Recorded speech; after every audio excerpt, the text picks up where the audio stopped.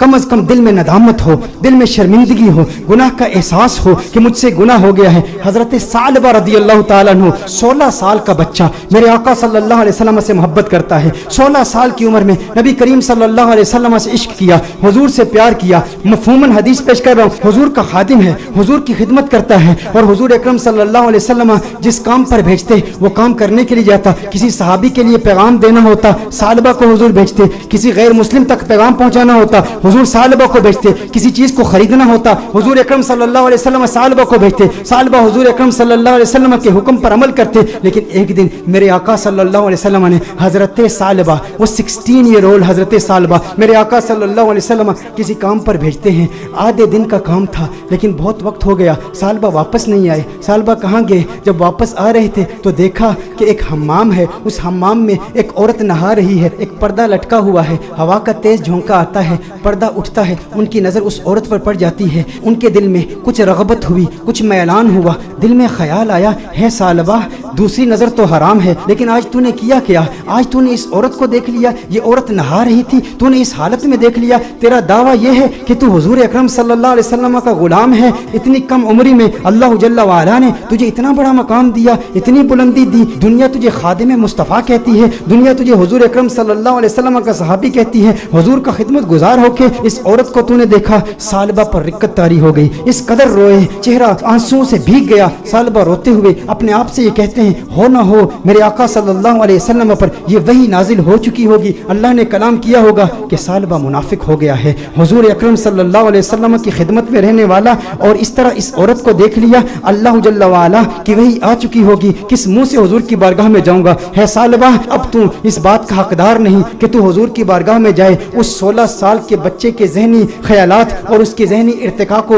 ذرا چشم تصور سے دیکھیں، تخیل باندھیں کہ اس کو اللہ جل وعلا نے کتنی فراست دی، کس قدر ندامت، شرمندگی، شرمساری کی کیفیت اس کے دل میں پیدا ہوئی۔ یہ شرمساری کی کیفیت کہ ہمارے دل میں بھی ہے، ہم انسان ہیں، گناہ انسان سے ہو جاتا ہے، لیکن گناہ کے بعد ہمارا ری ایکشن کیا ہوتا ہے؟ ہم کیا ڈھیٹ ہو جاتے ہیں؟ ایک گناہ ہو تو اس کے بعد 10 گناہ کرتے ہیں۔ گھر میں تنہائی میں پورنوگرافی دیکھنے والے بھی اس بات پر غور کریں، عورتوں سے باتیں کرنے والے بھی اس بات پر غور کریں کہ جس کے دل میں ڈر ہو، جس کے دل میں خوف ہو، جسے حضور کا قرب ملا ہو، اس کے دل کی کیفیات کیسے بدلتی ہیں۔ ثعلبہ رضی اللہ تعالیٰ عنہ رو رہے ہیں، ان پر رقت طاری ہے، حضور کی بارگاہ میں حاضر نہیں ہوتے۔ ثعلبہ کہاں جاتے ہیں؟ پہاڑ پر جا کے عبادت کرتے ہیں، اللہ کو یاد کرتے ہیں، روتے ہیں۔ اب نبی کریم صلی اللہ علیہ وسلم نے نماز پڑھائی، سلام پھیرنے کے بعد اپنے صحابہ سے حضور نے خطاب کیا، ہے صحابہ ثعلبہ کہاں ہے؟ ایک کام پر بھیجا تھا۔ صحابہ عرض کرتے ہیں، یا رسول اللہ صلی اللہ علیہ وسلم ثعلبہ تو آدھے دن کا کام تھا، ابھی تک واپس آئے نہیں، ابھی واپس پہنچے نہیں۔ نبی کریم صلی اللہ علیہ وسلم نے ارشاد فرمایا، تم جاؤ ثعلبہ کو تلاش کرو۔ ایک ہفتہ گزر گیا،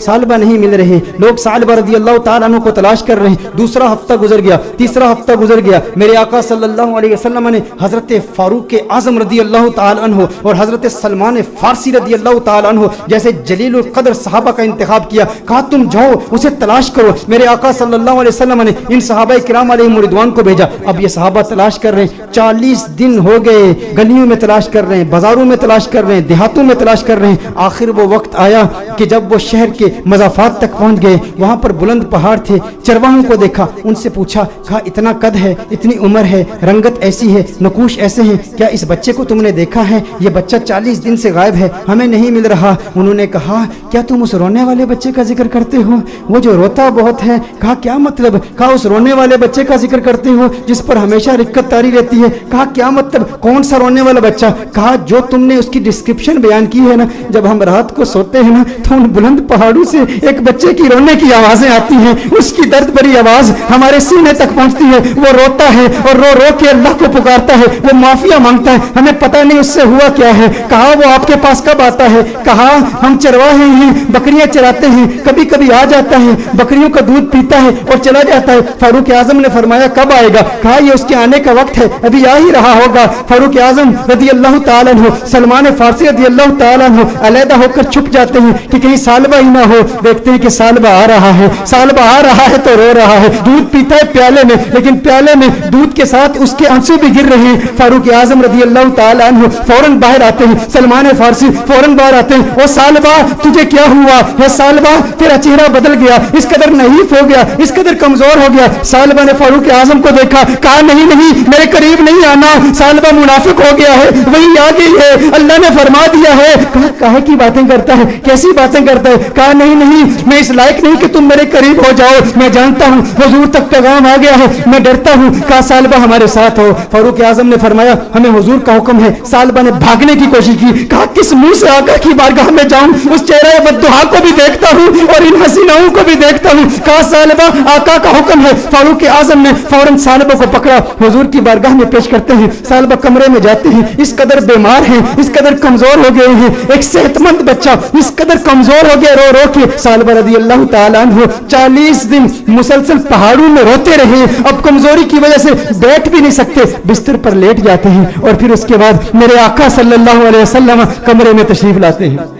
نبی کریم صلی اللہ علیہ وسلم جب کمرے میں تشریف لاتے ہیں، وہ کریم آقا ہیں، ان کی شان کریمی کے کیا کہنے، ان کی عظمتوں کے کیا کہنے۔ شہید سالبہ کو دیکھتے ہیں تو میرے آقا صلی اللہ علیہ وسلم بستر کے قریب تشریف لاتے ہیں، اس کے سر کو اٹھاتے ہیں، اپنی گود میں رکھتے ہیں۔ ارے کیا قسمت ہے اس صحابی کی۔ میں کہتا ہوں دوستو گناہ ہو جائے لیکن گناہ کے بعد بھی شرمندگی بھی ایسی ہو، گناہ ہو جائے پھر گناہ کے بعد ندامت بھی ایسی ہو، گناہ ہو جائے لیکن گناہ کے بعد اپنے نفس کو سزا کا سلسلہ بھی ایسا ہو، اور پھر جب اللہ توبہ قبول کرتا ہے نا تو پھر قسمت عروج پہ ہوتی ہے، پھر اس کے مقدر یہ جھانکتے ہیں، اللہ ایسا کرم فرماتا ہے کہ اسے پھر آقا کی گود نصیب ہوتی ہے۔ میرے آقا ارشاد فرماتے ہیں اے سالبہ آنکھیں کھولو۔ سالبہ آنکھیں کھولتے ہیں، کہتے ہیں یا رسول اللہ آقا میں گنہگار، میں سیاکار، آقا مجھے آپ کی گود ملی، میں اس قابل کہاں؟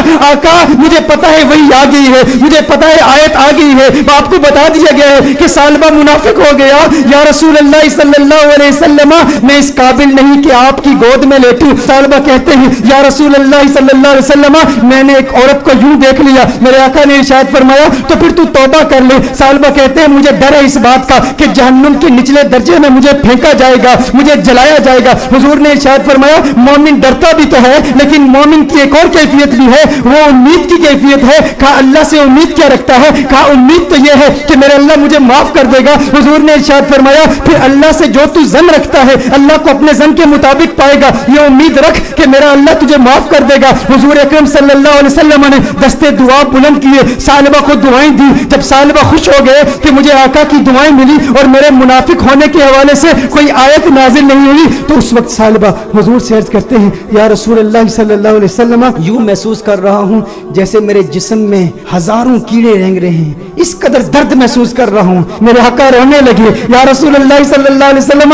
آقا کیوں گریہ فرما رہے ہیں، آقا کیوں رو رہے ہیں؟ میرے آقا نے ارشاد فرمایا اے سالبہ تیری موت کا وقت آ گیا ہے، ملک الموت آ رہے ہیں، تیرے جانے کا وقت آ گیا ہے۔ سالبہ نے دیکھا ارے مقدر والا ہے وہ جس کی موت آقا کی گود میں ہو، کاش یوں موت آئے میرے ہم نشیں نزاکا اور ہو جائے منظر ہنسی، کاش یوں موت آئے میرے ہم نشیں نزاکا اور ہو جائے منظر ہنسی، وہ ادھر اپنی زلفیں سوارا کرے اور ادھر دم ہمارا نکلتا رہے۔ ارے کیسا قسمت والا ہے، آقا کی گود میں سالبہ کی موت واقع ہو گئی، سالبہ کی روح قفس انصری سے پرواز کر گئی۔ میرے دوستو یہی پیغام ہے، اگر چاہتے ہو آقا کا کرم ملے تو آج میلاد کی محفل کا یہ پیغام لے جاؤ کہ غم کا ایک سبب گناہ بھی ہے، اگر تم گناہوں سے توبہ کرو گے ڈپریشن ختم ہو جائے گی، حضور کا پیار ملے گا، حضور کی محبت ملے گی، حضور کا عشق ملے گا۔ والدین کو وقت دو، اپنے بچوں کو وقت دو، نمازوں میں استقامت حاصل کرو، گناہ جو کیے ان سے توبہ کرو، جو نمازیں قضا کی ہیں، جو روزے قضا کیے ہیں ان کی قضا عمری کرو، حسن اخلاق سے پیش آؤ، جو رشتہ دار ناراض ہیں صلہ رحمی کے جذبے کے ساتھ ان سے ملاقات کرو، وہ پوچھے کیا ہو گیا ہے، میرے گھر میں آج کیوں آیا ہے، کبھی نہیں آیا، کہا تجھے نہیں پتا کل کنز الہدیٰ میں محفل میلاد ہوئی تھی، آقا کا میلاد ہوا ہے اس لیے آیا ہوں۔ ارے جس سے مل رہا ہے ویسے تو تیرے چہرے پر 12 بجے ہوتے ہیں، آج مسکرا کیوں رہا ہے؟ کیوں مسکرا رہا ہوں؟ کل حضور کی میلاد کی محفل تھی، میلاد ہوئی ہے، میلاد نے مسکرانا سکھا دیا، میلاد نے زندگی گزارنا سکھا دیا، میلاد نے گناہ سے توبہ کرنا سکھا دیا، میلاد نے ڈپریشن سے بچنا سکھا دیا۔ میرے دوستو آؤ آج دل میں یہ پختہ ارادہ کرو ہم گناہوں سے بچیں گے۔